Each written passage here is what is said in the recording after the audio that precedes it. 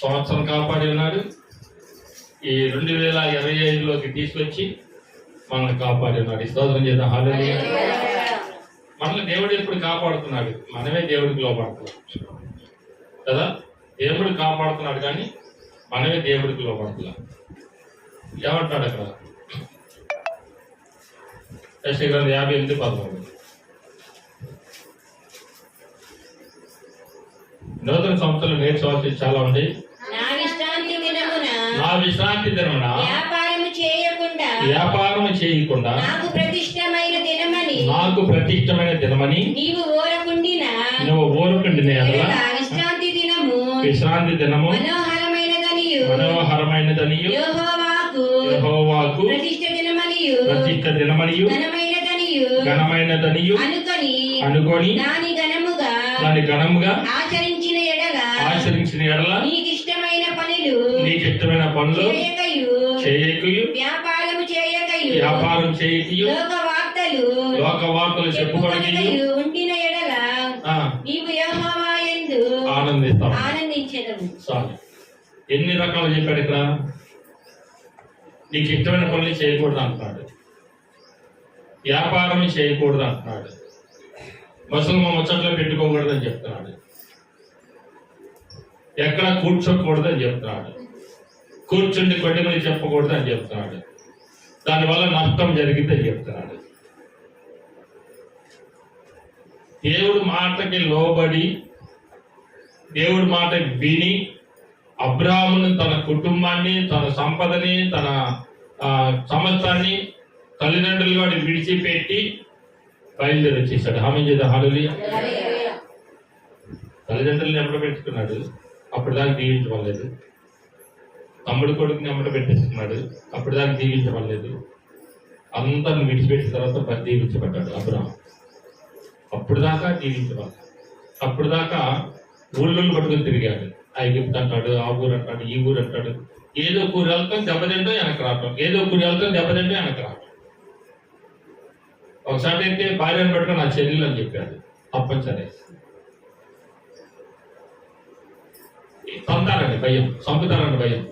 నువ్వు అందంగా ఉన్నావు, నన్ను చంపుతారు, అందుకని నా భార్య అని చెప్తే నన్ను చంపి తీసుకెళ్ళిపోతారు, నా చెల్లెలు అని చెప్పి అంటాడు అప్పుడు. అప్పుడు చాలా బాధ వేసింది దేవుడికి. ఆ రాజుతో హెచ్చరిస్తాడు, ఆమె ఎవరో కాదు, అబ్రహాం భార్య, నా కుమారుడి యొక్క భార్య. నువ్వు ఎమ్మటే పంపించి, లేకపోతే నీ దేశం మీదకి కీడు వచ్చిందంటే ఎమ్మటే పంపించేస్తాడు. ఆస్తి సంపద సమస్తం ఇస్తాడు ఆ రాజు, ఐగుప్తి రాజు. ఎప్పుడు వచ్చింది దీవెనంటే, దేవుడిని ఎప్పుడైతే నమ్ముకొని ఏదైతే చేయొద్దన్నాడో అది ఇడిచిపెట్టిన తర్వాత అప్పుడు దీవించబడ్డాడు. ఒక చాట స్థిరపడ్డాడు, అక్కడి నుంచి అభివృద్ధి చెందాడు, అంచెలంచెలుగా ఎదిగాడు. ఆమేన్ చేద్దాం. హల్లెలూయా. లోతు సొదొమ గొమొర్రా పట్టణాలు పంపించిన తర్వాత, అలాగే అబ్రాహాము తండ్రి చనిపోయిన తర్వాత, అప్పుడు అందరూ పోయిన తర్వాత అప్పుడు ఈయన దీవించబడ్డాడు. ఆమేన్. హల్లెలూయా. ఏంటంటే దేవుడి దగ్గరికి రావాలి. అబ్రహాము విశ్వాసులకు తండ్రి కాదట్లేదు, ఇప్పుడు మనకే తండ్రి కదా, అవునా కదా? అబ్రహాము మనకి తండ్రి కదా, అందరికీ తండ్రి, రక్షించబడిన ప్రతి ఒక్కరికి తండ్రి అన్నాడు కదా. భూదిగంతల బట్టికి నీ సంతానాన్ని అభివృద్ధి పరుస్తా అన్నాడు. ఆ మాట ఇప్పుడు అందరికీ వర్తిస్తుంది. ఇతడును ఎవరితో అంటాడు ఆ మాట? జకీతుడు ఏమంటాడు? ఇతడును అబ్రహాము కుమారుడు. ఆమేన్. హల్లెలూయా. అబ్రహాము దేవుడా, యాకోబు దేవుడా, నాకు చాలిన దేవుడా. ఆమేన్. అబ్రహాము దేవుడా, ఇస్సాకు దేవుడా, యాకోబు దేవుడా, నాకు చాలిన దేవుడా.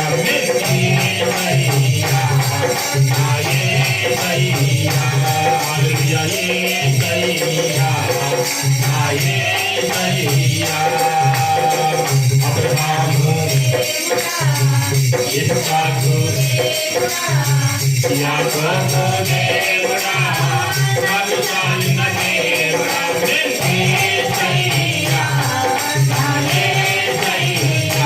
హల్లెలూయా.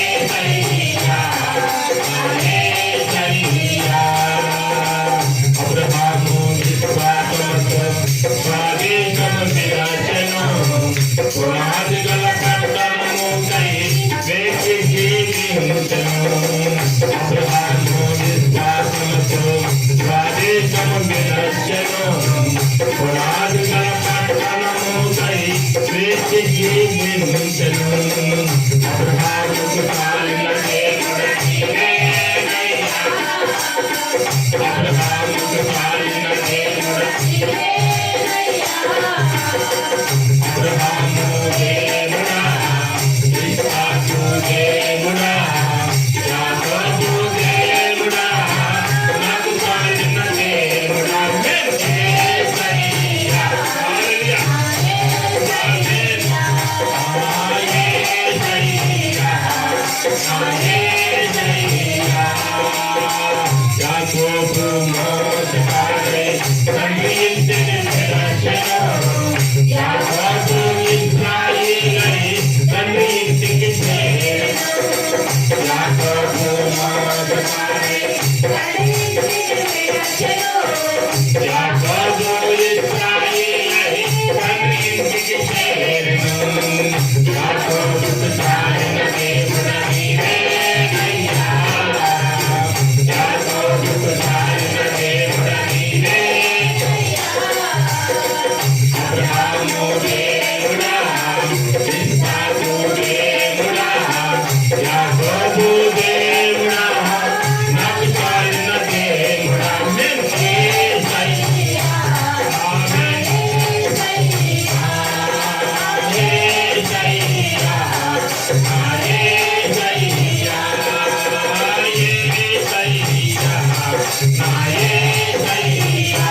యేసయ్యా. నా యేసయ్యా.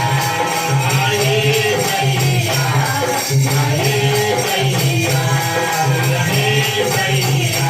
నా యేసయ్యా. నా యేసయ్యా.